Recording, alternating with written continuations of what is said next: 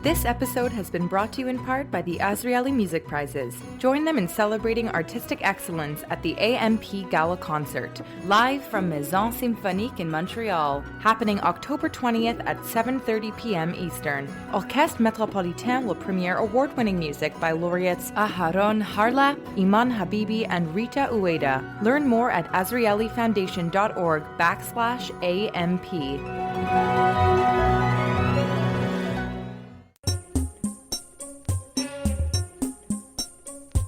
This is Bonjour Chai, the If the Teshuvah Fits edition. I'm Avi Feingold in Montreal, and I'm here with Alana Zakon in Montreal and David Sklar in New York City. We are your Frozen Chosen.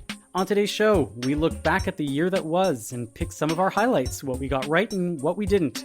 And because it's that time of the year, we decided to do a little bit of repentance and the long-awaited part one of the Great Canadian Sermon Slam. David, Alana, what are your Rosh Hashanah plans? I mean, I am going to be returning to Calgary late Sunday night, so I guess I'll be returning back home as Rosh Hashanah commences. Oh, you're doing Teshuvah. You are returning. Returning back to my land. So there you go. But on Rosh Hashanah, yes. you're going to services? Are you... Well, it's a little complicated because I'm going to be starting rehearsals for a show just as Rosh Hashanah starts. I'm going to be a bit busy, but I have already requested to take Yom Kippur off. That was my non-negotiable part of the contract. Then on Yom Kippur, you can repent for missing Rosh Hashanah. Exactly. Perfect. Yes. Alana, what's your what are you doing for Rosh Hashanah? I'm going back to Toronto. I'm basically in and out of Toronto all month, which we'll get to later. But I'm going to be spending it with my boyfriend's family. And then we're spending the rest of the high holidays in Montreal. So a little back and forth family time. Mm-hmm. That's the plan. Shul How about plans? you, Abby? Shul services? Yeah, I think I'm just going to go wherever his family goes. Okay. Yeah, go with the flow. It's an easy Rosh Hashanah. Go with the flow. Yeah. So we're doing the whole, hosting meals, getting people around and doing that. I haven't, to be absolutely honest, it's Thursday morning and I haven't even written out menus yet, let alone shopped for anything. I have a vague idea of what I want to be cooking, so I'm not too worried about it. And I have Friday and Saturday night and Sunday. I'll manage. Not worried about it. I'll be fine. Did you take any advice from Jay Cohen from last week's interview? Some of the simanim, right? Some of the symbols of the Jewish foods for the new year were kind of interesting. Like I like the idea of the cabbage head, so I'm thinking about doing a cabbage soup. And not sure where I'm going with it yet, but that's something there. The sesame dukkha, right, was kind of interesting to incorporate sesame into the Rosh Hashanah meal. But I do have a couple of stalwarts that I do. I do a chicken with pomegranate that everybody loves, and it's very Rosh Hashanah-y. But yeah, it was nice. It was a fun chat, and if you haven't heard it yet, he does give some good tips for planning for all the holidays. I'm not so worried about Rosh Hashanah as I am thinking about looking ahead to Sukkot and all the meals for there, but I don't have to worry about that for a few more weeks. I ordered his book after listening to that interview, right to my mother and father's house. I think, Mom, you can expect a gift arriving late today or tomorrow for your birthday. Because he, like you, is Jewish. Exactamundo. There's a lot of schmaltz and there's a lot of treif in that book, but yeah, it's a good book, but it really is. And for services, I'm going to the Shar because that's what I do. I support my local synagogue where my wife is a professional. I thought you were going to see your local wife. No, as opposed to the distant one. Yeah. In the past the first few years we were here, it was very difficult to really be in the moment on Rosh Hashanah and Yom Kippur because I was really on children and they were around and we would have sitters. But she is focused. It's like really like a big deal day, and so she can't really have time to spend to think about that. And the past few years before that, services were kind of up in the air and flux and weird and stuff. But this year, I'm kind of looking forward to the fact that even though the services are not exactly what I go for the high holidays, namely with a big cantor and a choir, and it's beautiful. It's a magnificent service, but it's not conducive to the way that I think about prayer for the holidays, for this introspectiveness, which is, it's not a objective problem. It's just something that's me, right? I'm trying not to knock the choir and the cantor and that whole service. But for the first year, I think that the kids are old enough to really do a lot by themselves and to even come to shul by themselves and to get themselves a snack when they need it, et cetera, and I'm looking forward to sitting in my pew and focusing and having a meaningful Rosh Hashanah for the first time in a very long time. So here's to hoping. That sounds wonderful. Check in next week and I'll let you know how it went. So without further ado, after our sponsor, we will get to our year-end wrap-up. Are you in the market for a new watch or a special piece of jewelry? Are you looking for the perfect engagement ring to pop the question? Atelier Lou has all this and more. Eric and the team at Atelier Lou can craft a piece for you, or you can select from some of the exclusive designers that they offer. From a simple bangle to a statement necklace, Atelier Lou can make you or your loved ones sparkle. Located in the heart of Westmount in Montreal or online at atelierlou.com, visit Atelier Lou for your next watch or jewelry purchase. And when you do, make sure to use promo code BON18 for 10% off your next purchase. That's atelierlou.com. So we are on the cusp of ending 5782. And as we get ready to reflect on our own lives and actions as we stand and sit in services and in judgment, well, why not do that for the state of the Frozen Chosen? Were our topics just and proper? Did our opinions prove themselves right? Will Bonjour Chai be inscribed in the book of life? So sound the shofar to wake us from our slumber and strike fear in our hearts. For complacency is the evil from which we run. Behold, the day has come for us to ponder our podcast. Very poetic, Avi. That's what I do. So what were some of the stories that you guys really reflected on that made you think this was something that was important over the year? David, you mentioned sitting, you mentioned standing and prayer, and I just happened to be yesterday at the Eldridge Street Synagogue. And many, many months ago, we did an interview with Rachel B. Gross. We interviewed her on that particular synagogue because she had a chapter on that particular synagogue. And it really brought up some very interesting conversations, I thought, about Judaism and whether it felt like it was a spent force, just a part of the old culture here, maybe more nostalgic than actually a living, breathing present and future. So that was something that always interested me, and it's something that still concerns me. How do we evolve and safeguard our futures?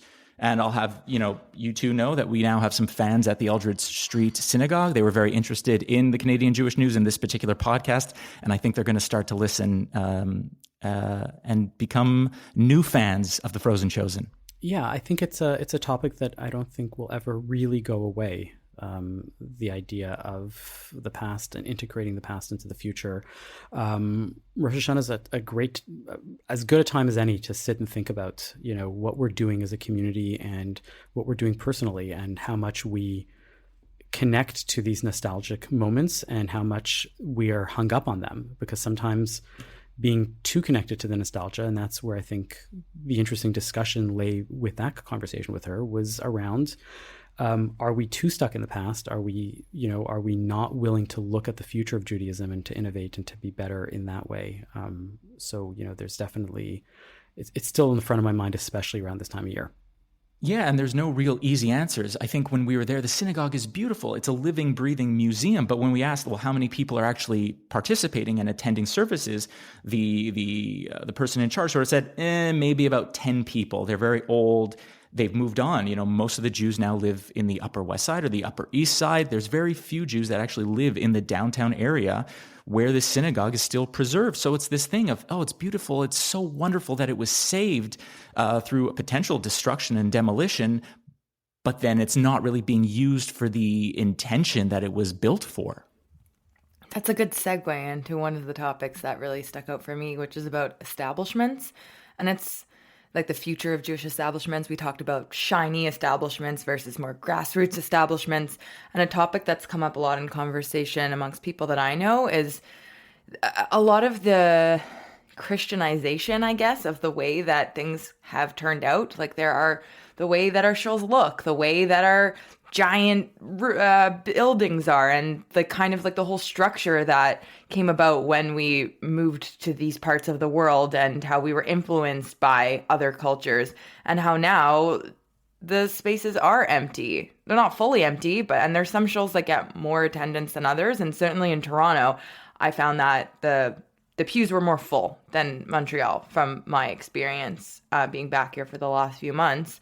And I think that begs the question, which we kind of touched on in that whole episode about establishments, but I think there's always more to talk about, of what does the next generation want? Because maybe it looks different, in the same way that we also talked about the big galas and the fundraising efforts and the move away from the way things were in the last couple of generations.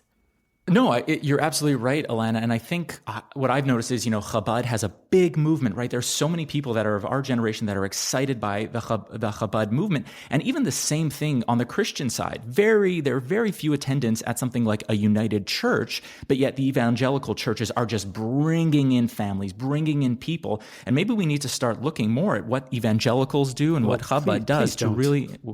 Well, no, I think this is important. It's kind of scary. Yeah. It's scary, but it works, right? Churches are empty, and then they are bringing in people, and they are a success. So I'm just going to bring up a point that's come up recently in conversation with a Chabad rabbi that I see very often here in Montreal.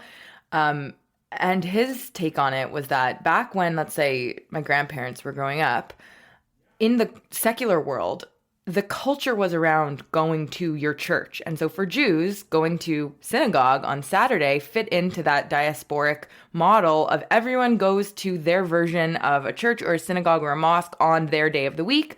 Now that the city that we live in, or the cities that we live in, have become more secular, it seems like that's kind of maybe infiltrating into the Jewish community of our generation, because people are seeing that it's not so cool anymore to be on the shul board and to do all those things. And so that's possibly what could be changing. I take offense. I'm on my shul's board too, and I think it's pretty nifty and cool. No, that's great. But it's going to take a lot of work to figure out how to get people to be involved in a way that actually excites them, I think. Yeah, I mean, I have a lot to say on this. I know. Let me start by asking you, like, what excites you? I think I'm probably not the best person to speak for the people. You're a people. I am a people, but I think in a lot of ways, I'm a bit of an anomaly, because I am looking for that spiritual and religious connection, but I also want the community, whether secular or Shomer Shabbat. At the same time, I want everyone to come together. I'd like to see more people actively vocalizing that they want those things. Because right now, what I'm experiencing is a lot of people hiding away at their parents' houses or just completely removing themselves from the community.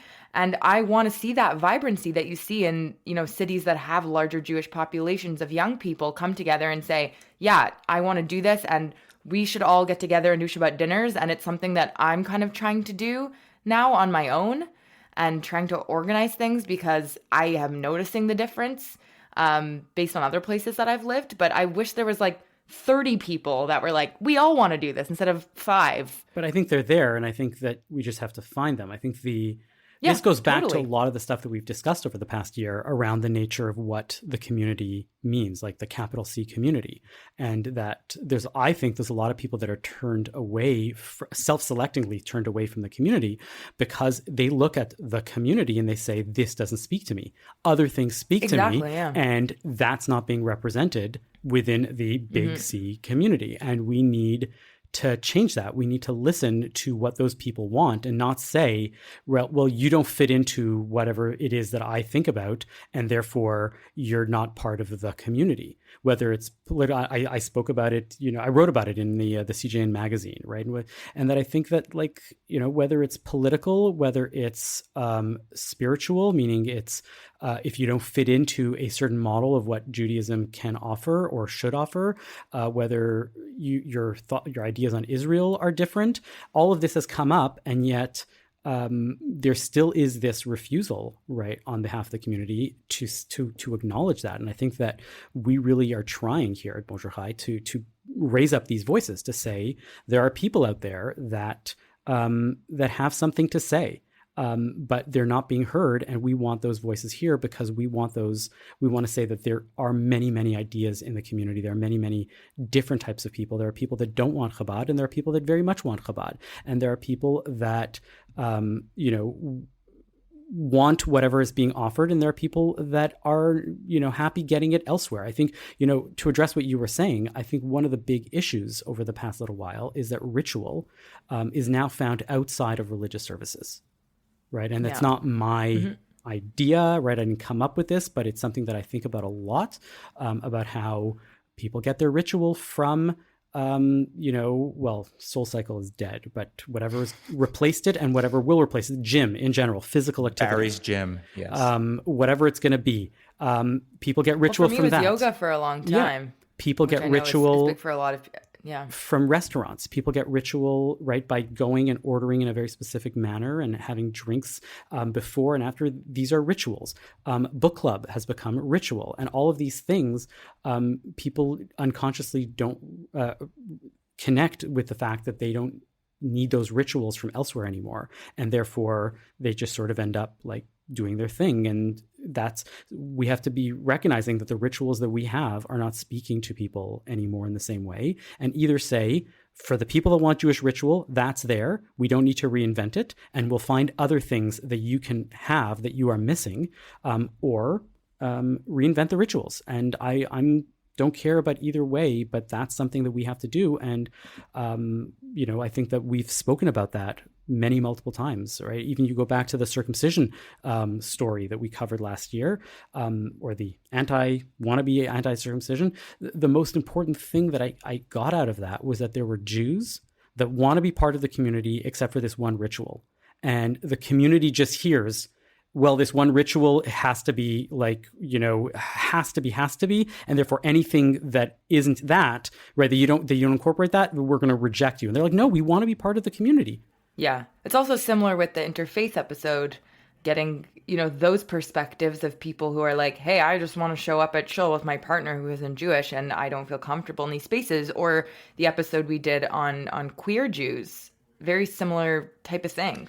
And the interfaith, marriage, it really struck a nerve with, I think, a lot of the listeners who sort of felt this is a line that we cannot cross. And once we cross it, we are beyond the pale, right? With the circumcision episode, there are these things that we have sort of set up in our community. It says we cannot bypass this. And if we bypass this, this is the destruction of the Jewish community. What was very interesting, Avi even brought this several weeks ago, was sort of saying there has been assimilation, there has been interfaith marriage in this community for generations and generations, and it has not been the end. It has not, been the doom of this community. It is growing, it is evolving, it will shift constantly, and I think that's very fascinating. I think it's great to have allies within our community to fight with us and to stand beside us as we continue on this journey. People have been talking about internally have been talking about the downfall of Judaism for 2,000 years, easily, more, well, right? Atlanta will know, There are many lines that we have crossed that everybody has gone and said, if we cross this line, then it's over. And if we have crossed this line, then it's over. And lines keep getting crossed, and people either go back on them and say, that was fine, we got to go back, or they've learned to evolve it and make it work. Alana, you obviously know the phrase, theater's been dying for 2,000 years. It could be the same thing that Judaism, you could say, has been dying for 5,000 years, but yet here we are still. Yeah, but I think that kind of speaks to the point about rituals. I think there's still enough there emotionally in like a deep ancestral way that brings people back, or that continues to keep it alive, even if it's like a small amount of people who are keeping the rituals in the way that they used to in previous generations. There's still enough people to carry it on. And then now, I don't remember if it was you, Avi, that said this, but it's amazing how now there's so many more options of how to be Jewish, kind of going back to your point about, how to be a queer Jew, how to be an interfaith Jew, how to be all those things. Like, we live in a time where there are more options. Like, in the past, you might have only been able to go to, the synagogue of your town, and that was your only way to connect to your Judaism. But now there are so many, options for people, and there's so many different types of places and shuls and community centers and people making their own groups around the world. Absolutely. But I think Canada still has a lot of work to do to catch up to that. But are there any lines that shouldn't be crossed? Are there any things that says, if you go beyond this, it's too far, it's too much, this is no longer Judaism? And I sort of asked this question because as I was walking around New York City, I saw a lot of signs saying the Messiah is here. And it was obviously the picture of, I believe, Rabbi Schneerson, right, who many people within the Orthodox community believe is the Messiah. And this got me thinking about Jews for Jesus. This got me thinking about Christian messianics who basically believe in Jesus Christ as their Lord and Savior, but they keep kosher. They have services on Saturday. Some of them even circumcise their boys, and yet they believe Jesus is the Messiah. And I'm thinking, wait, these people probably do a lot more quote unquote Jewish rituals than even I do. What makes them less Jewish than me? And are these people would they even be considered to be brought into this community? Is that the red line? Because I'm thinking, no, these people believe in Jesus Christ. That is the end of story. They have crossed that Rubicon. I don't disagree, but I think it's an interesting and important point. I always find it ironic and have an interesting discussion with people around the fact that if you believe in nothing, right, you could still be a good Jew. Right, nobody's going to kick you out. But as soon as you do everything properly, but you believe in one thing that you're not supposed to believe in, then that's a problem. And even though Judaism is often a religion of action and not a religion of theology, of thought, and there's not nearly as much theology and thinking about the religion that is there, then it's. There's something to be thoughtful, to ask ourselves these questions about what's going on. Speaking of our community and the thoughts that we have within the community, I think some of the most impactful stories that we had were around the relationship between the Jewish community and other communities. So, the discussions, we had multiple discussions around the Jewish community and the Indigenous communities, and the what was our responsibility or relationship to the Uyghurs, and the war in Ukraine. So really, like, our place in the world really figured large in our thinking over the past year. And I think that that's important because living in a vacuum has not always served us well. And I think that having that awareness and having that, knowing what that relationship is, should be interesting to think about and important. I don't know if you guys have any thoughts about that. We even, had a discussion with the Muslim community too, where we did an interfaith dialogue with them. So I think these are great things to talk about. Is where do we fit in? I'll just echo your comments, Avi. Where do we fit in, and how do we create a more just society within our country and abroad as well? Well, I think that's something that we do really well. Like when I talk about the podcast to people that I'm meeting, strangers or friends, I always say, this is a Jewish current affairs podcast, but we don't always just talk about things that are directly happening in the Jewish community. It's how does the Jewish community respond to what's going on in the country or what's going on in the world? What's the lens that we see it through? And I think that's what makes our show really unique. And that balance and between, right, the inward focus and the relationship, right? I remember having a thought once when I was teaching something at a synagogue and realizing that there was a lot of people that were there that day that were very, very, or almost exclusively universalistic when they were thinking about their Judaism, right? My Judaism is how I relate to the entire world, and there's little to no particularism to my Judaism, right? It's not that the Seder is something that I think about as a Jew for Jews around Judaism, right? And that's a ritual about Judaism.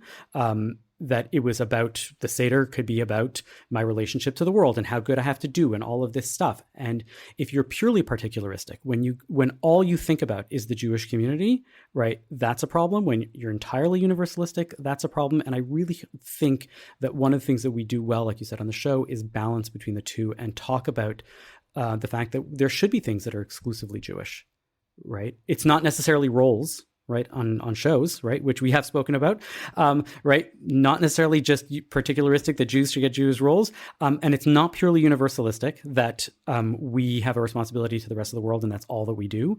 But keeping that balance is at the forefront of our minds, I think, whenever we're putting together a show.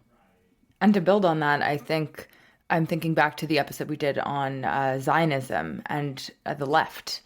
And I think that also is important to keep in mind, is that we're showcasing a variety of voices And that's important, kind of like what you were just saying before, is making sure that there's space for all the wide range of opinions within the community and without it. Of course.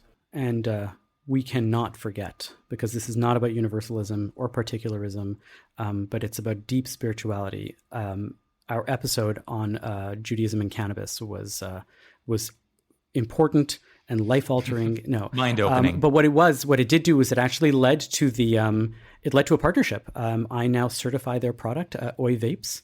They do an apple and honey vape cartridge that is available in the OCS that is certified by me, which is kind of cool to have like a recreational cannabis product that is certified kosher. We can get into the discussion of the details another time in another place. You can email me. We can figure that out. But Oy Vapes. And they have promised that we will hopefully sooner rather than later have a Bonjour Chai branded cartridge in the OCS at some point in the future. We have to think about what that looks like and what that might be, but we cannot forget that, and that's for our sweet new year. And that was a great episode also. But that's just our opinions of stuff. We would love to hear what you thought over the past year, what you thought were great episodes, what you thought were horrible episodes. Send us an email at bonjour@thecjn.ca with your favorite segment of the past year, or the piece that you think that we should revisit, or what we actually missed out on, a story that we should have covered and didn't. That is bonjour@thecjn.ca. Let us know what you thought. So we're not perfect. We know it, and contrary to what you might think, we actually appreciate hearing about it from you. We read everything that you send in. We wanted to take some time now to do a bit of teshuvah. We are going to take some of the highlights of this past year's mailbag and, reflect on it. Bonjour Chai is a work in progress, not because we're new, but because we should always be trying to get better. The remarkable thing about this time of year is that we as Jews know the power of reflection and repentance.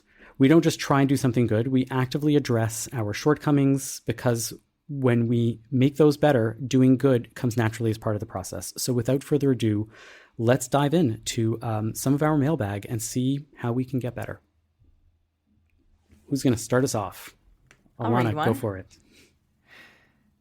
So we got this email at the end of the summer. I'm growing tired of listening to the normative Jewish experiences on your show. It would be interesting if you had more Orthodox and more secular perspectives. It seems like we always hear from the conservative and reform point of view during recent episodes. I haven't even heard Reconstructionism mentioned. Many people who proudly identify as Jewish are agnostic. Maybe an episode picking apart that would be on order. I also think you should get an Orthodox and a secular voice on the panel. So first of all, let's just talk about that for a second, because Avi is literally an Orthodox rabbi. I'm like modern Orthodox-ish. And David goes to a Reform show, but is pretty secular. So I'm not really sure where that was coming from. And I think we have we had any Reconstructionist voices on the show? We've had a Reconstructionist rabbi on. Rabbi. Absolutely, yeah. Rabbi Boris Dolan, I know for sure, has spoken, and I think we've had others. If anything, I think we overrepresent people who might be a bit more religious leaning. Yeah, I don't know what to make of that. I think that I think everybody has their own definitions of what religion and what observance and what orthodoxy is. And I think that to a lot of people, for example, I don't fit into orthodoxy, right? I was at Ashkenaz and somebody came up to me and says, "Oh, you're at the Shar Shemaim. Yeah, that's not Orthodox." And I'm like, "What are you talking about?" And well, they use a microphone. And I'm like, we can discuss this another time, but like, who gave you who gave you the power and the ability to define what is orthodoxy and what is not? And so at some point, while it's important to represent as many different varieties and flavors of Judaism as possible, I think it's just as important to recognize that your definition is not necessarily everybody else's definition, and you don't get to make the rules. And by you, I mean everybody who's listening, right? And I think there's a lot of people who have figured that out, and there are people who haven't. But at the same time, maybe talking more about what these definitions are and what these denominations are, and having these voices continuing to be there is something that we should be thinking about. Well, we got a lot of feedback, I think, on the kosher sagas. So I think I'm just going to read you this one from August. Mm-hmm. Why are you so rude to keep speaking over Rabbi Saul Emanuel? You ask a question and he tries to answer, and I want to hear his answer, but you make it impossible by continually butting in. Please get someone who has manners and respect for other people while they are speaking and know how to hold his or her tongue when the guest is answering. You certainly don't show respect for someone else and want to hog the whole conversation. Now, I'm just going to throw it out there. I think I know who they were referring to in that conversation. Well, it was only a two-person conversation. And one of them was Rabbi Saul Emanuel, and the other one was not David Spar. I think that's true. So, Avi, do you want to be the first to respond to that? Well, I mean, was I, let me ask you something. I definitely know that I was belligerent. I was a little louder than I normally am. Was I too much? What do you guys think? Was it justified? Was it needed? Help me unpack it. Where do I need to do tshuva on this? I mean, okay, there's like the me as the listener, the me as the journalist, Please, the me as the Jew.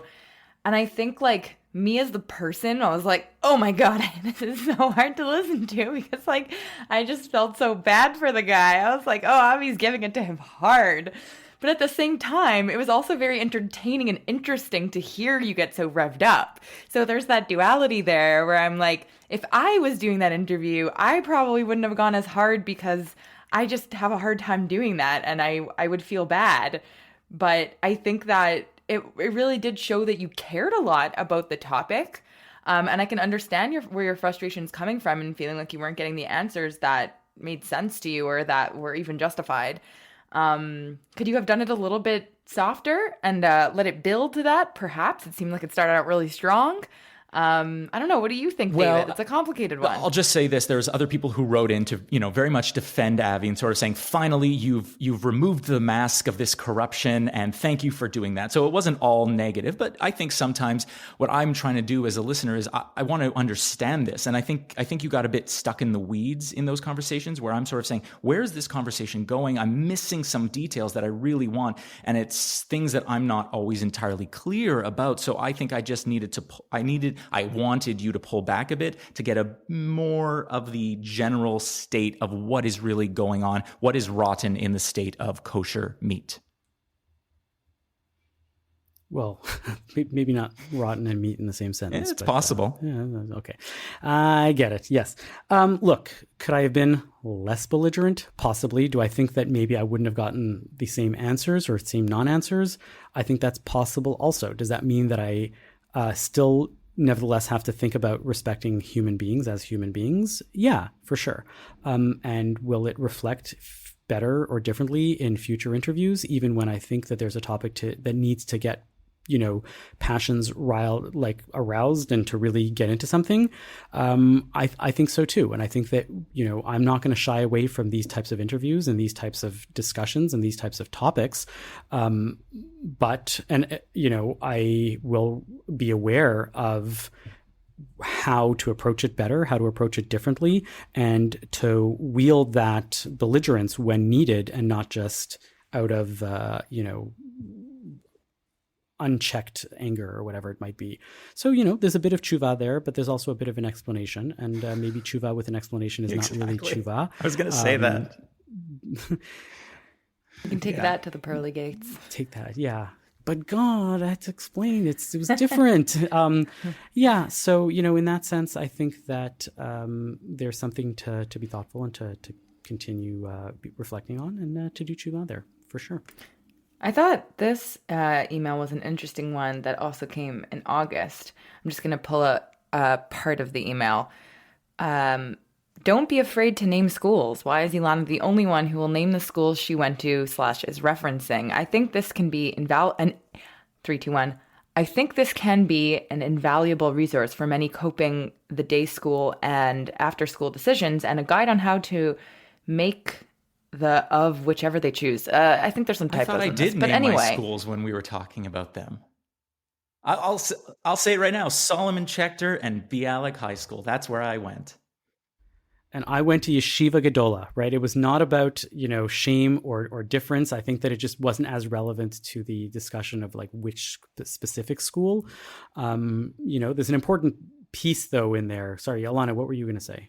No, I was going to say I do find it interesting to get praised for that, because I always question as I'm speaking, should I be naming all of these places? Because, you know, that's my struggle, I think, with being a voice, and expressing things that I've been through, is that I also don't want to universalize my experience as the only one, because everyone has had many different experiences, and I don't want to shoot down some of these places. And I have, positive and negative experiences, whether it be at school, camp, whatever.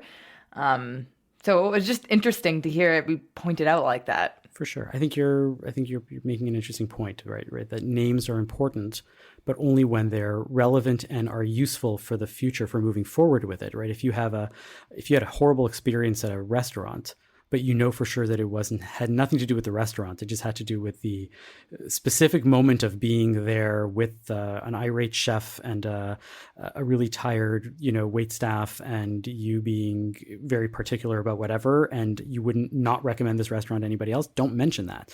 But at the same time, the flip side is true. If you have some experience, very positive or very negative, about a place, about a thing, a book, or whatever, and you want people to actively make a different choice because of your experience, then you should talk about it. And I think that goes back to what this person is saying. I don't think we were trying to make school choices, or have a discussion about which schools are better, which schools are worse in that conversation. If we were, that would be very different. And I think that's different. I don't know, would it be interesting to give people tips on back to school for next year, to help people think about how to pick their schools better? So much though.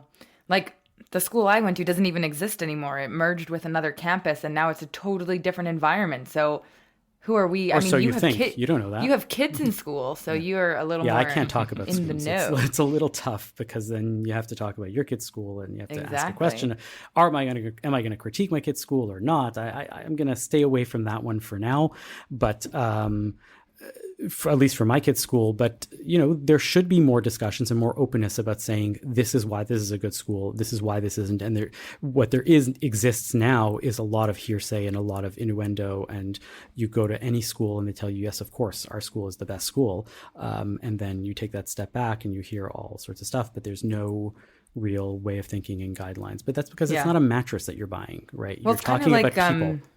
The interview that we did about York University, it was really interesting because I forget her name, but the woman Rhonda Lenton?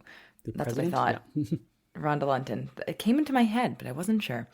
Was kind of saying, well, this is all over the news, but really there's so much Jewish life on campus. And then I met someone recently in an event in Montreal who went to York and was like, actually, these are all the horrible anti-Semitic things that I witnessed while I was on campus. Mm-hmm. So, definitely it's not all black and white.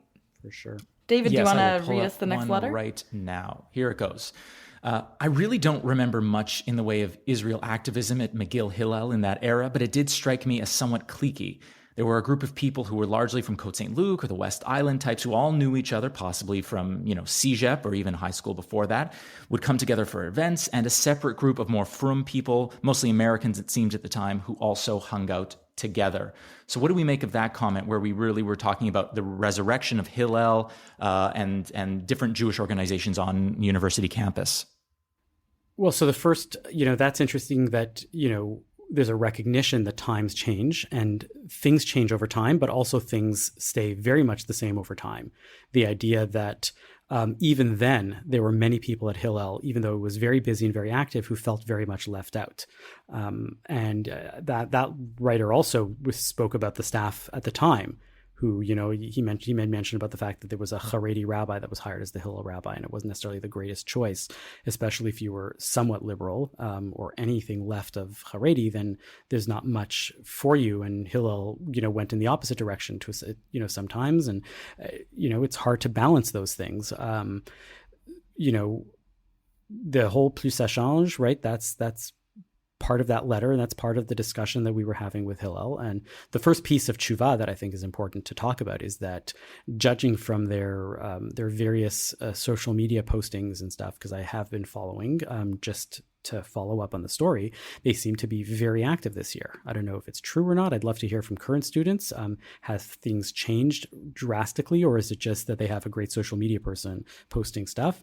I'm okay to be wrong, because I think that the point of that story was not just to call people out and to say, you're bad, this is a bad Hillel, shame on you, be done. But it's really designed to change. I want things to get better, right? That's why we did the story last week about the Hasidic schools. It's about saying, what can we think of to make things better? So the first piece of Teshuvah is to sort of start by saying, Hillel does seem to have changed. And so if that is the case, then I'm not going to chalk it up to our story that we covered, because, Hillel must have been in the works for a long time during, that interim. But, that's the first piece. But I think that there's something interesting there about recognizing that times change and organizations go through phases, and maybe they were in a descendant phase and they're coming up now, and that's it. But the historical awareness is important for sure. So there was a couple of emails. One was anonymous, which says all that you need to say about what this person wants to talk about. And then the other one was also a little strange. Sorry if I'm going to say it, but I'll read parts of both of them or whatever. I noticed in a recent CJN email a story and a photo about interfaith marriage. However, I was surprised to find that the subject of the article was a same-sex couple. It seems that to the CJN, the issue was that they were interfaith, but not that they were same-sex, two men marrying each other. Since the CJN is, so I thought, addressed to the mainstream Jewish community, I think that it's reasonable to ask what the Orthodox Jewish view is on same-sex marriage. Could you please tell me the Orthodox Jewish point of view on same-sex marriage, right? And then that was followed on the heels by somebody who wrote in and asked, why is it so much greater a Jewish man via a non-Jewish woman as a vice versa? It is about physical attractiveness, in parentheses. And how many second-generation kids marry back into the faith? And then another point, the rejection by the Orthodox and its political implications in fundraising in the community.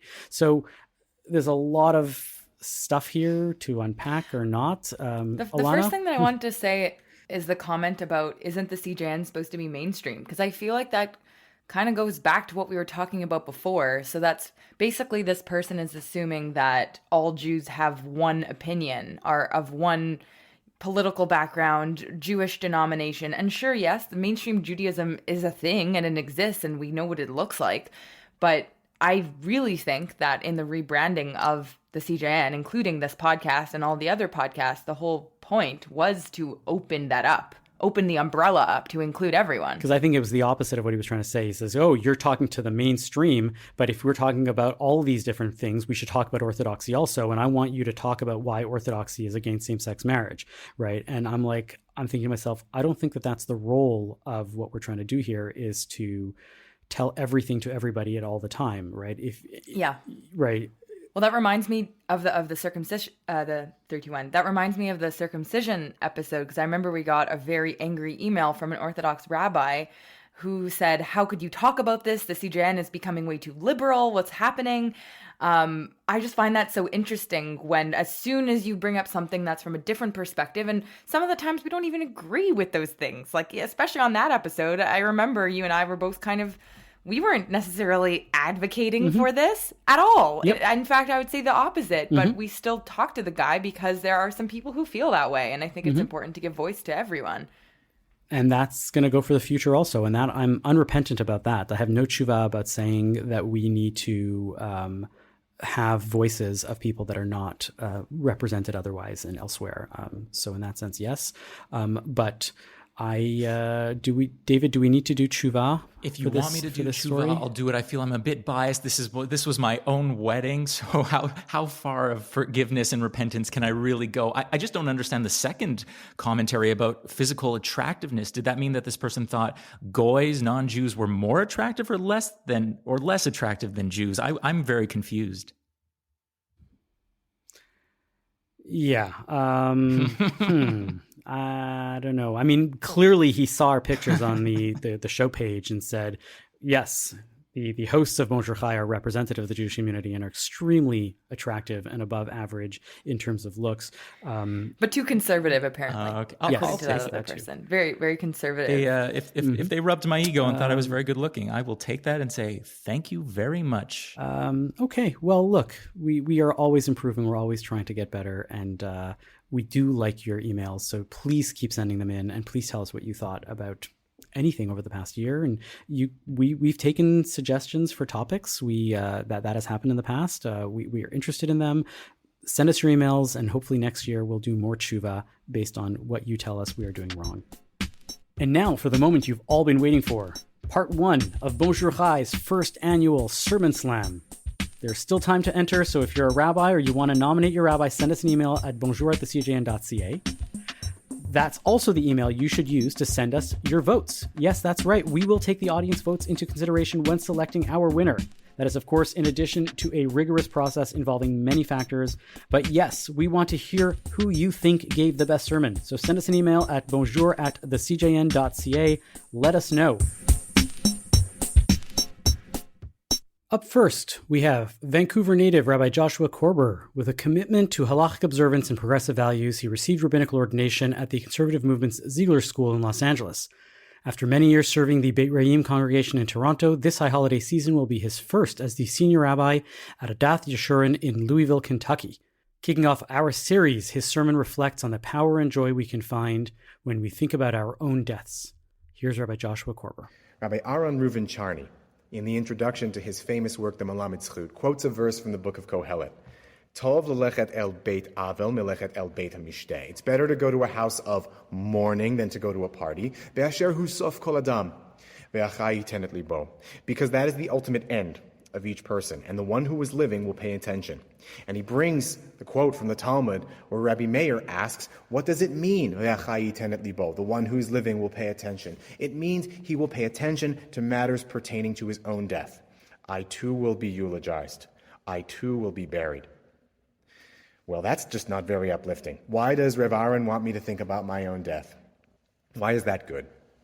He then explains, and I quote, remembering that one day you will die has healing powers in that it assaults the Yetzer Hara, the evil inclination, especially at the moment where the coffin is laid before everyone. So the living person will pay attention to his smallness, his weakness, his nothingness. He pays attention to all the hevalot, the futilities that are the pursuit of wealth and pleasure, and he will make tshuva, and it will heal him. The opposite of this is the house of celebration, where the evil inclination assaults the good inclination, and the mind regresses and becomes occupied with various fancies. The house of mourning makes one wise, the house of celebration makes one stupid. Unquote. I want to call your attention to two concepts he uses here, the hevalot and the Yetzer Hara. The hevalot are the focus of Kohelet, which he quotes above and which we'll read in the Shabbat of Sukkot towards the end of the high holidays. Hevel is usually translated as vanity and futility, but a better translation is something like a puff of hot air or vapor, which appears for a brief moment and then it is gone. That's the vanity and the futility which Kohelet is concerned about. For Kohelet, virtually everything people think is important in life is in fact completely immaterial to life. It's an illusion because you think it's something solid and it turns out to be impermanent when it vanishes. This creates several problems. First, if we spend our lives ignoring what is important, we'll be sad and regretful at the end of our life. There is a famous Indian parable about a man on his deathbed who asks, "Where is my eldest son?" And he says, "Father, I'm here with you." He says, "Where is my second son, my middle son?" He too answers, "Father, I'm right here with you." He asks, "Where is my third son?" And they all say, "Father, we're all here. All of your sons are with you." And then he sits up and he shouts, "Then who's watching the store?" And then drops dead immediately. To focus on things like finance, academics, achievement, accomplishment, to the detriment of our inner spiritual, emotional well-being, and to the detriment of our relationships, is the tragedy of our time. These things are important and positive pursuits, but when we begin to worship them like idols, they become hevalot, vanities. The pursuit of these vanities, as Rev Aaron points out, impairs our better nature and diminishes whatever judgment or higher consciousness we might have. In the vacuum of consciousness, the Yetzer Hara is more than happy to take its place, and this leads to even greater harm and greater tragedy.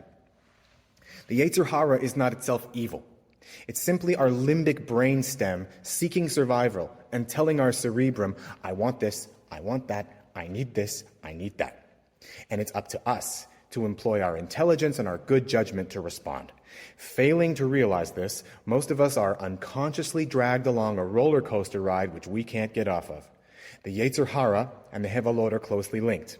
The Hevalot offer tempting illusions of things we can want, even things which are inherently good, which then turn out to vanish into nothing. The pursuit of all of this nothing strengthens the Yetzer Hara, which causes us to stray from our higher selves, and this causes enormous damage. For example, the incalculable ecological damage we have done to this planet is the direct result of our fanatical pursuit of consumer goods and higher profit margins. We are not evil by nature. We all have good intentions, but none of us are immune to these hevalot. We get caught up in the news without noticing the homeless in our streets. We get caught up in our phones without noticing the people around us. We get caught up in our money without noticing the breath in our lungs. And we get caught up in our kids' success without noticing our kids. The living will pay attention. There are things we are not paying attention to. And for too often, it takes a tragedy to alert us and remind us of those things. We are not strangers to loss this year. When I look out at this congregation, I see faces of people who've lost loved ones. It's been a very rough year, more than usual.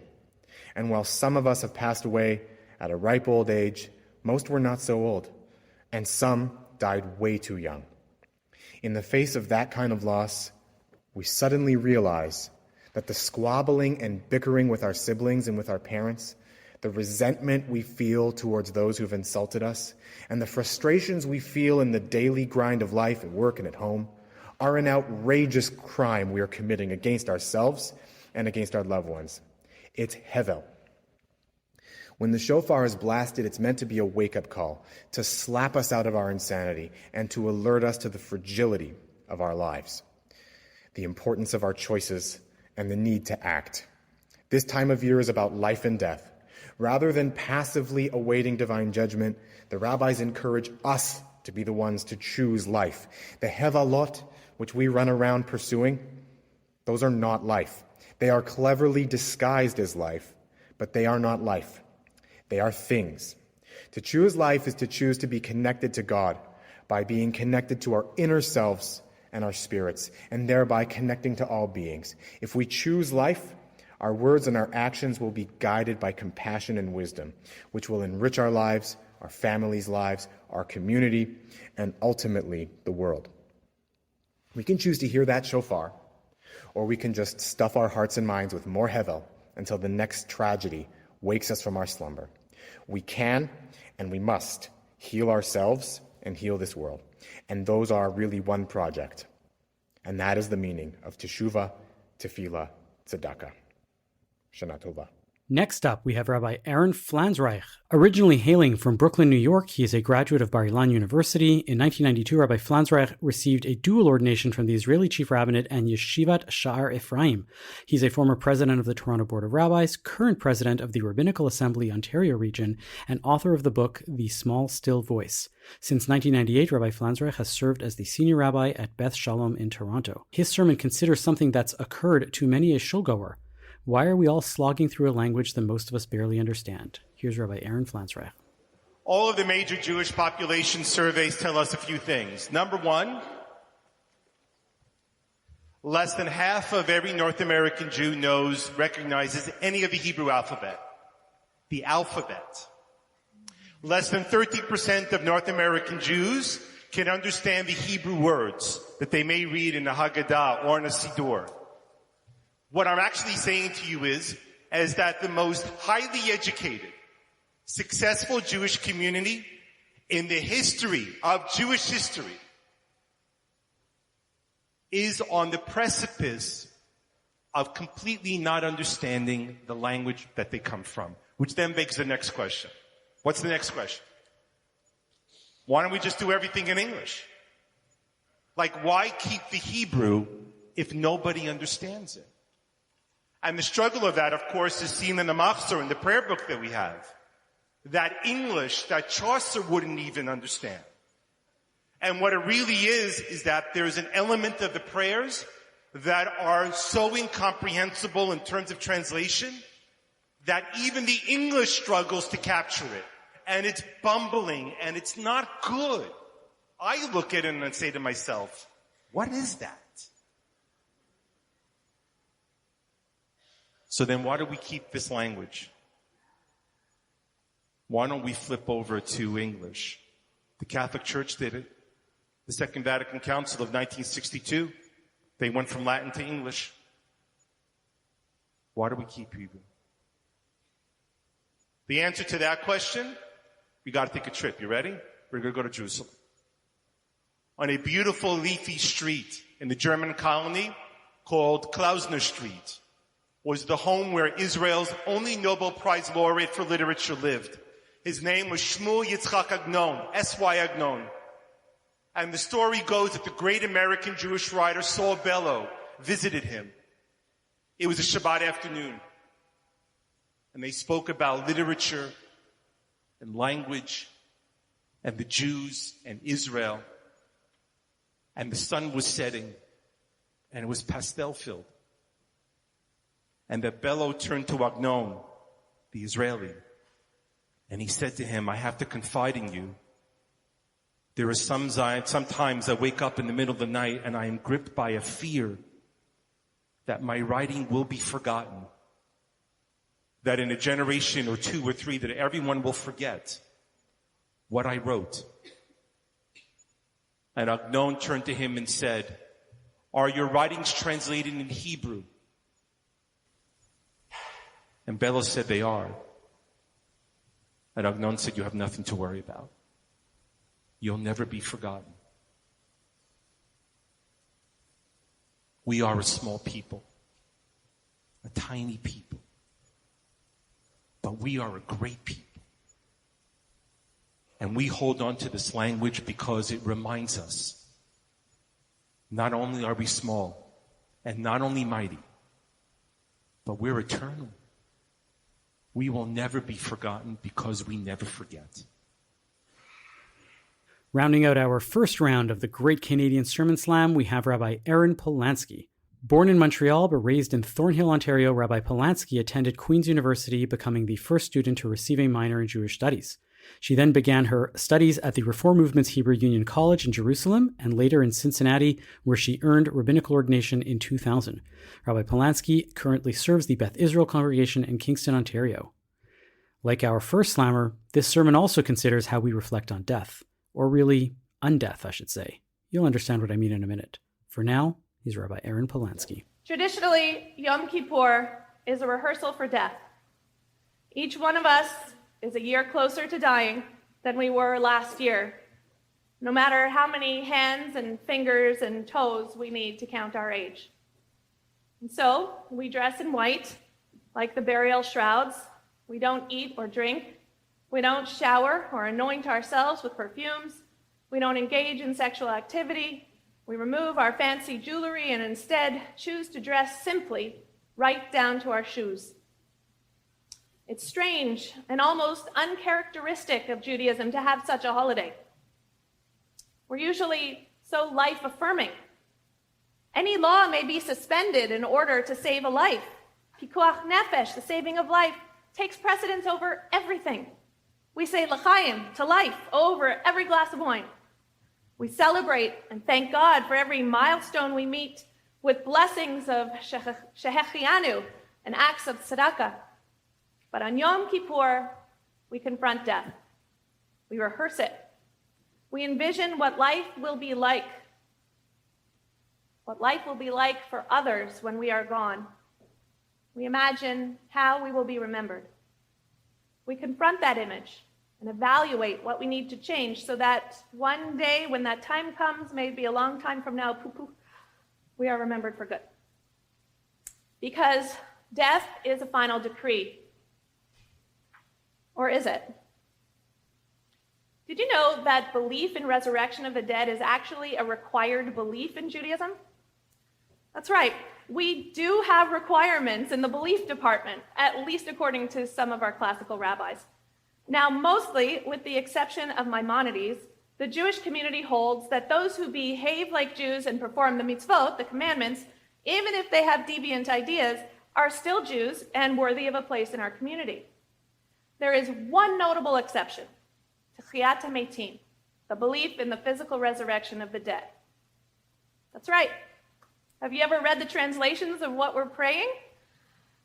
Jews are supposed to believe that in the end time, even every decomposed body will be reconstituted and will come back onto earth once again. Picture the zombie apocalypse, but much happier and less scary. The Mishnah insists that this belief is required by any person who is to have a place in the world to come. It's so central to our faith, in fact, that the rabbis made it the subject of the second blessing of the Amidah, and we recite it 3 times a day. Do you find physical resurrection hard to believe? So do I. In fact, the Reform movement excised this notion from its liturgy altogether way back in the 19th century, except, interestingly, for one service in its Yom Kippur prayer book, because of this rehearsal for death imagery. But normally, the words Mechayeh HaMeitim, give life to the dead, in Reform prayer books, is replaced with Mechayeh HaKol, gives life to all. All still encompasses the dead, of course, but it's not so apparent that that's what's intended. The Reform prayer book is reflecting what most people probably feel, a skepticism. We tend to trust what we've seen and experienced, and I don't know about you, but I've never witnessed a resurrection. The Torah also doesn't know about resurrection. There's no mention of it in the entire 5 books of Moses. In fact, Moses himself probably hadn't thought of the idea. The closest we come is in 1 Samuel in the text of Hannah's prayer as she reaches out to God in despair. She says, Adonai memit mechayeh morid she'ol vaya'al. The Eternal One deals death and gives life, casts down into Sheol and raises up. Sheol is the biblical understanding of where dead people go and is often mistranslated as hell. It's more like a holding room. We read this passage in our Haftarah for Rosh Hashanah. The rabbis, though, felt that belief in resurrection was so important that it ought to be in the Torah, so they actually read it into the Torah. They built a creative midrash to find hints of resurrection in the Torah. Pages and pages of Talmud Sanhedrin are devoted to these far-fetched attempts. One of the best reads, said Rabbi Simai, there is no passage in the Torah that lacks the proof of resurrection, but we lack the power to expound it. In other words, the doctrine of Teshuvah Fits is everywhere in the Torah. Not only the doctrine, but actual proof. We're just not astute enough to recognize it. It's right there, below the surface. What our rabbis want us to envision is what's referred to in the scholarly community as eschatology, the so-called end times. That is what they believe is under the surface in all of Torah. Eschatological visions of the end times, usually describe a perfect world, heaven on earth. Everything that is broken is repaired, all legal disputes are resolved, the lion lies down with the lamb, and swords are beaten into plowshares. It's hard to believe in such a world, no doubt. But our rabbis ask us to imagine such a place, to look forward to a peaceful world, because maybe if we believe that is possible, it will become possible, or at least open us up to new possibilities. There are several types of religious teachings. First, there's history. We learn about what was, what people did, what they believed, etc. Second, there are theological beliefs that we have since moved past. We might even call them false today. Maybe they were true at one time, but they no longer hold as mainstream beliefs. The final category are those traditions or beliefs that are meant to be understood metaphorically. They often appear as poems, myths, stories, or songs, and they transmit truths within them, even if they themselves are not literally true. I think this belief in Teshuvah Fits falls into this third category. Of course, it makes no sense as fact. but we are called upon to imagine that it is. This dogma affirms that being life-focused ultimately wins out. Order prevails over chaos, and there is meaning beyond the grave. Techiyat HaMeitim is a powerful notion on the metaphorical level. Sometimes we feel that we are beyond despair. Maybe we've lost a loved one without whom we feel we cannot live. Maybe we are depressed, ill, or feel hopeless when we look at our life's prospects and possibilities. Praying, Baruch Atah Mechayeh HaMeitim, blessed are you who gives life to the dead, is about ourselves.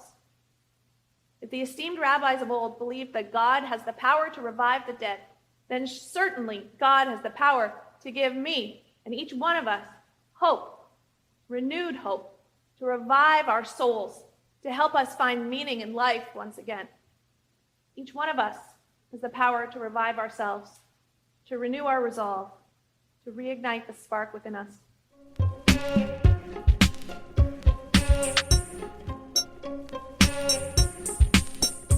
And now it's time in our show for our extra special year-end nachas of the year. Make it count this time. That thing that made us really... No, it's fine. It should be an ordinary nachas. David, what's your nachas this week? Well, I came into Quebec and Ontario for my cousin's wedding. So I flew in, I drove my parents to Muskoka over the weekend, and my first cousin was getting married. So I just wanted to wish them all the muzzles, some of the tovs. It was a fantastic wedding out in the camp. I'm not a camp person, but they decided to have it in this camp setting. And it was a fantastic affair. I had a blast. So thank you, cousin, for everything. And I wish you all the best in your future marriage to your wife. Alana, what's your nachas? Mine was pretty fun. So a few weeks ago, I interviewed the Jewish Torontonian director, Alan Ungar, about his new movie Bandit that's coming out in theaters tomorrow, the 23rd, depending on when you are listening, Friday the 23rd.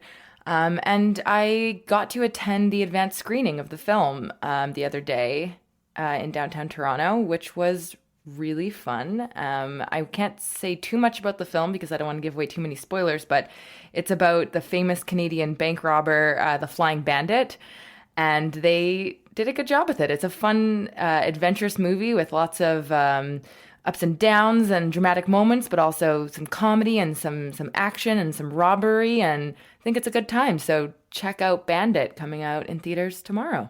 And if you are a bandit, you have right in the right time to do Teshuvah on, for Elul now and to be done with it. Yeah. I can't remember if I gave this as my nachas last year this time. And if I did, it doesn't matter because it bears repeating. If there is one book that you should read this entire period of the high holiday period, it is called This Is Real and You Are Completely Unprepared by Rabbi Alan Liu. It's the high holidays as a period of spiritual transformation. I literally have reread it from cover to cover every year since it came out, probably about 17, 18 years ago. It is a magnificent book. It's the stories in there, the ability to focus you on what is important around this period of high holidays is unparalleled, and I cannot recommend it enough. So go and get yourself a copy of that book in print, not in digital, so that you can bring it with you to shul and read during the boring moments and make everything more meaningful than it already was. I thought you were going to say if you have one book to read this year, make it the Torah. Wow, that was an epic sigh. That was an epic sigh. This is part of the Torah, right? It is part of wisdom, and the Torah is not just the 5 books. The Torah is all of the Torah. So yes, read this chapter in the 3,000-year-old history of the Torah, and be mindful and moved by it for this time of year. But yes, read the Torah. Okay, David. Alrighty. Thank you for listening to Bonjour Chai for the week ending September 24th, Shabbat Parashat Nitzavim. The show is produced and edited by Zach Kaufman. The executive producer for CJN Podcasts is Michael Freeman. Our music is by So-Called. We are a project of the Jewish Living Lab and are distributed by the CJN Podcast Network. You can listen to all our past episodes on our page at thecjn.ca/bonjour, and you can subscribe to the podcast and automatically receive all episodes on Apple, Spotify, or wherever you get your podcasts. Tell someone in shul about Bonjour Chai. I'm sure God wouldn't mind. As always, you can email us with comments at bonjour@thecjn.ca. And from all of us at Bonjour Chai and the CJN, we'd like to wish you a Shana Tova. I'm Avi Feingold. I'm Ilana Zakon. And I'm David Sklar.